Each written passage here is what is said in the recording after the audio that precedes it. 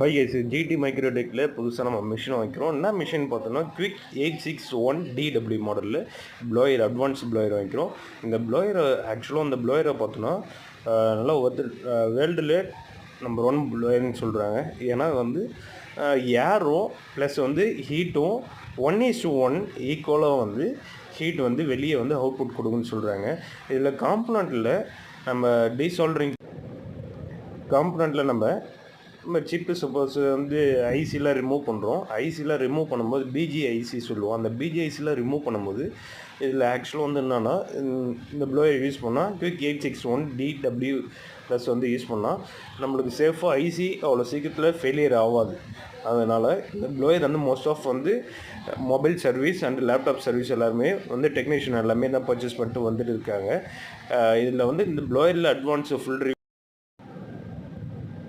இந்த ப்ளோயரில் நான் உங்களுக்கு ரிவ்யூ சொல்கிறேன். எப்படி யூசேஜ் எப்படி நம்ம பண்ண போகிறோம், இது ஃபுல்லு வந்து ஃபீட்பேக் சொல்கிறேன் எப்படி இருக்குன்னு.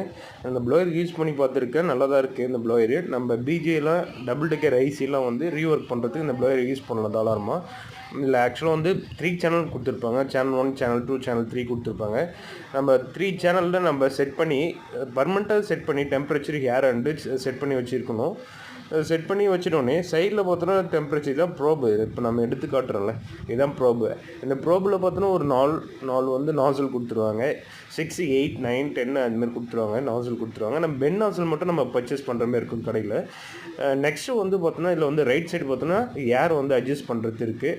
அதுமாரி வந்து நான் அந்த ஸ்டாண்ட்லேருந்து ப்ளோயரை வந்து ப்ரோப் ஹேண்டில் எடுத்தோடனே என்ன ஆகுதுன்னா ஹீட் வெளியே வர ஆரம்பிச்சிருது. அந்த டெம்பரேச்சர் செட் பண்ணுற டெம்பரேச்சர் ரீச் ஆக ஆரம்பிச்சிடும், அந்த பீக் லெவல் போக ஆரம்பிச்சிடும். திருப்பி நான் அந்த ப்ளோயரை வந்து ஹேண்டில் வந்து திருப்பி ஸ்டாண்டில் வச்சிடோன்னே அந்த டெம்பரேச்சர் வந்து ஃபுல்லுமே வெளியே ரிலீஸ் பண்ணி விட்டுரும். இப்போ 360 டிகிரி டெம்பரேச்சர் இருக்குன்னா ஃபுல் டெம்பரேச்சர் அந்த ப்ரோபில் இருக்க டெம்பரேச்சர், மிஷினில் இருக்க டெம்பரேச்சர், ஃபிலமெண்ட் ஹீட் ஆகும்ல, அந்த டெம்பரேச்சர் எல்லாமே வெளியே ஏரை வந்து புஷ் பண்ணி வெளியே வந்து டிக்ரீஸ் பண்ணிடும். 0 வரைக்கும் நம்ம டெம்பரேச்சர் டிக்ரீஸ் பண்ணிட்டோன்னே தான் சிஸ்டம் வந்து ஸ்லீப் மோடில் போகும். ஆக்சுவலாக வந்து ரைட் சைடு ஏர் நம்ம செட் பண்ணிக்கலாம், லெஃப்ட் சைடில் வந்து பார்த்தோன்னா டெம்பரேச்சர் செட் பண்ணிக்கலாம். ஓகேவாங்க. நெக்ஸ்ட்டு வந்து பார்த்தோன்னா இதில் வந்து ப்ரோப் வச்சுட்டோம். நம்மளுக்கு அந்த உங்களுக்கு தெரியும் அந்த பீக் லெவல் கம்மியாகுது, டெம்பரேச்சர் டிக்ரீஸ் ஆகுது, உங்களுக்கு கம்மியாகுது தெரியும்.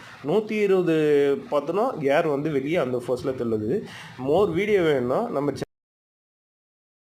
நெக்ஸ்ட் வீடியோ நம்ம அப்லோட் பண்ணுவோம். அதனால் நம்ம சேனல் மறக்காமல் சப்ஸ்கிரைப் பண்ணுங்கள், லைக் பண்ணுங்கள், ஷேர் பண்ணுங்கள், கமெண்ட் பண்ணுங்கள்.